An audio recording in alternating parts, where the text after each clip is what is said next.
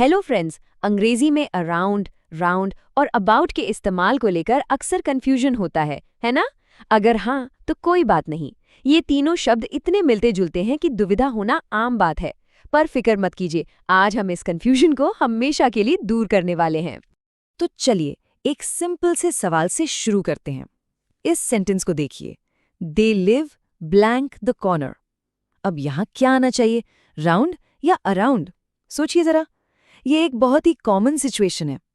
इसका सही जवाब ना कुछ आसान से रूल्स में छिपा है, जिन्हें हम अब समझने वाले हैं।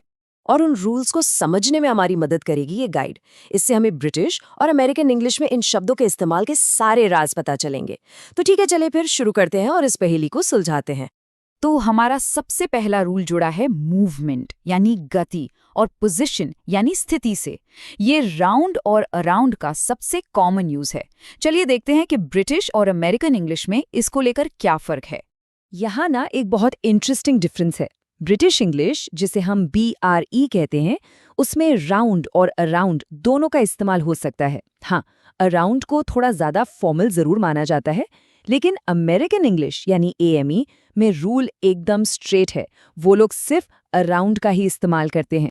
जैसे ये क्लासिक एग्जाम्पल देखिए, the earth goes round around the sun. British English बोलने वाले के लिए ये दोनों ही सही हैं, लेकिन अगर कोई अमेरिका में है तो वो ज्यादातर अराउंड द सन ही कहेगा। तो पॉइंट ये है कि ब्रिटिश इंग्लिश में थोड़ी फ्लेक्सिबिलिटी ज्यादा है। एक और एग्जाम्पल देखते हैं, वी ट्रेवल्ड अराउंड इंडिया। फिर से वही बात, ब्रिटिश इंग्लिश में दोनों ऑप्शंस ठीक हैं, पर अमेरिकन इंग्लिश में सिर्फ एक ही सही जवाब है, और वो है अराउंड। तो इससे ये तो क्लियर हो जाता है कि जब भी मूवमेंट या पोजीशन की बात हो, अमेरिकन इंग्लिश में अराउंड एक सेफ चॉइस है। अगर ये जानकारी यूजफुल लग रही है तो इसे लाइक जरूर करें, और अगर कोई सवाल है तो कमेंट्स में पूछें। और हाँ, इंग्लिश विद अफजल ज़मीर पर ऐसे ही और प्रेजेंटेशंस के लिए सब्सक्राइब करना तो बिल्कुल मत भूलिएगा। आपके सपोर्ट से ही हमें और भी अच्छा कंटेंट बनाने की मोटिवेशन मिलती है। चलिए अब इस मामले को थोड़ा और इंटरेस्टिंग बनाते हैं। अब कहानी में एंट्री होती है अबाउट की, और यहीं पर ब्रिटिश इंग्लिश में एक और लेयर आ जाती है, खासकर तब जब हम किसी जनरल नॉन स्पेसिफिक एक्टिविटी की बात कर रहे हों। तो रूल क्या है? रूल ये है कि ब्रिटिश इंग्लिश में कभी-कभी अराउंड, राउंड और अबाउट, इन तीनों का मतलब बिल्कुल एक जैसा हो सकता है जब हम बिना किसी खास मकसद के हो रही एक्टिविटी की बात करते हैं। ये एक ऐसा रूल है जो सिर्फ ब्रिटिश इंग्लिश में ही लागू होता है। For example, the kids were running around, round about outside. यहाँ ब्रिटिश इंग्लिश में तीनों शब्द सही हैं, क्योंकि बच्चे बस यूं ही बाहर इधर-उधर दौड़ रहे हैं। लेकिन अमेरिकन इंग्लिश में क्या होगा?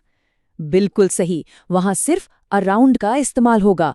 एक और एग्जाम्पल देख लीजिए, I've been waiting around round about to see her all day। मतलब बस ऐसे ही इंतजार कर रहा था। ब्रिटिश इंग्लिश में तीनों चलेंगे, लेकिन अमेरिकन इंग्लिश में रूल सिंपल और स्ट्रेट है, सिर्फ अराउंड।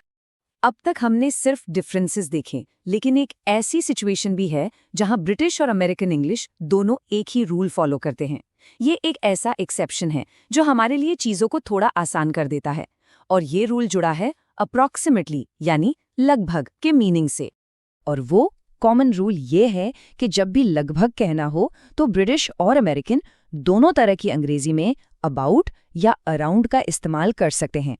हाँ, एक बात का ध्यान रखना है, इस मीनिंग के लिए राउंड का यूज नहीं होता। जैसे ये सेंटेंस देखिए, we left around about 8 o'clock। इसका मतलब है हम लगभग 8 बजे निकले। यहाँ दोनों शब्द पूरी तरह से सही है, चाहे कोई लंदन में हो या न्यूयॉर्क में। ये एक बहुत ही सिंपल रूल है जो आसानी से याद रह जाएगा। तो हमने अलग अलग रूल्स देख लिए हैं, अब वक्त है इन सबको एक साथ लाने का, एक कंप्लीट गाइड की तरह, ताकि इन रूल्स को आसानी से याद रखा जा सके और सही तरीके से इस्तेमाल किया जा सके। ये जो टेबल है ये बेसिकली आज की पूरी डिस्कशन की समरी है। तो चलो एक एक करके देखते हैं। मूवमेंट या पोजीशन के लिए ब्रिटिश में राउंड या अराउंड चलता है, पर अमेरिकन में सिर्फ अराउंड। जनरल एक्टिविटी के लिए ब्रिटिश में तीनों ऑप्शंस हैं, अराउंड, राउंड और अबाउट, जबकि अमेरिकन में फिर से सिर्फ अराउंड ही है। और आखिर में लगभग कहने के लिए दोनों में अराउंड या अबाउट का इस्तेमाल किया जा सकता है। तो आखिर में टेक अवे क्या है? मतलब सबसे इम्पॉर्टेंट बात जो याद रखनी है, बहुत सिंपल है।